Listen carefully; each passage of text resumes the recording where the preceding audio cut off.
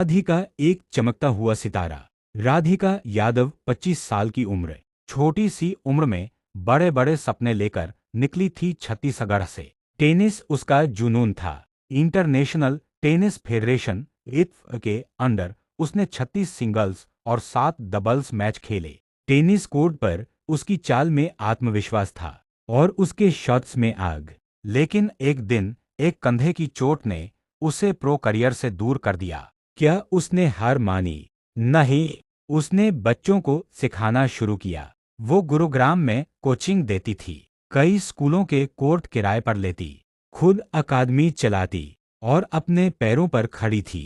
वो अपने माता पिता को सपोर्ट कर रही थी, खुद की मेहनत से, खुद की पहचान से, पिता की सोच और समाज का दबाव। उसके पिता दीपक यादव एक बिल्डर थे, लेकिन पिछले कुछ समय से उनका काम कमजोर हो गया था।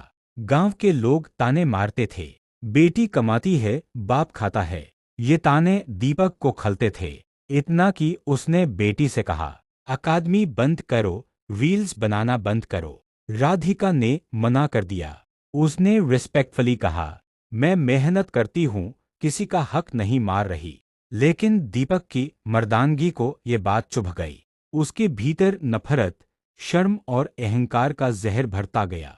10 जुलाई 2025 वो खौफनाक दिन। 10 जुलाई सुबह 10:30 बजे राधिका अपनी मां मंजू यादव के जन्मदिन पर नाश्ता बना रही थी। घर का माहौल शांत था। दीपक यादव ने अलमारी से अपनी लाइसेंसशुदा पिस्टल निकाली और पीछे से 4 गोलियां दाग दी। गोलियां राधिका की पीठ और कमर में लगी। वो वहीं गिर गई, जमीन पर तड़पती रही। मां चिल्लाई, घर में कोहराम मच गया।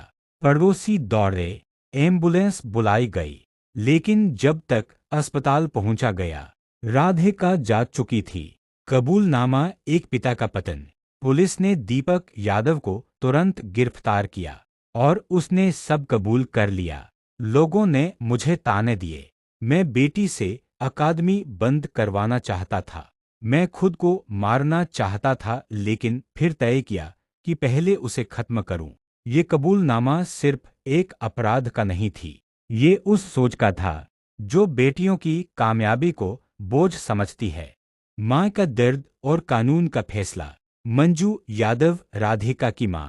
वो सिर्फ एक जन्मदिन मनाना चाहती थी, लेकिन उनके जीवन का सबसे बुरा दिन बन गया।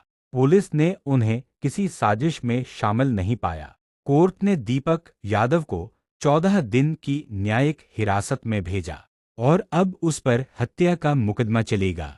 सवाल, क्या बेटी की उड़ान अपमान है? क्या एक बेटी की आज़ादी समाज के लिए खतरा बन गई है? क्या उसकी मेहनत उसके पिता की मर्दांगी पर चोट थी? राधिका ने किसी का हक नहीं छीन, लेकिन उसकी कामयाबी उस सोच को चुभ रही थी जो औरत को हमेशा नियंत्रण में देखना चाहती है।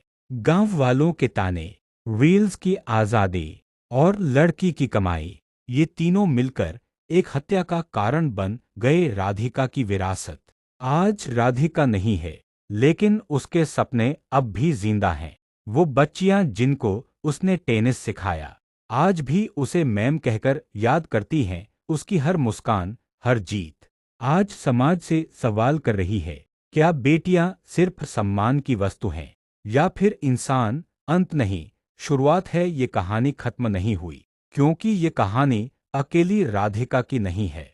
ये हर उस लड़की की है जो अपने सपनों के पीछे दौड़ रही है और किसी को ये बात बर्दाश्त नहीं। हर बार जब कोई लड़की आगे बढ़ती है, कुछ आंखें उसे नीचे गिराने को तैयार रहती हैं।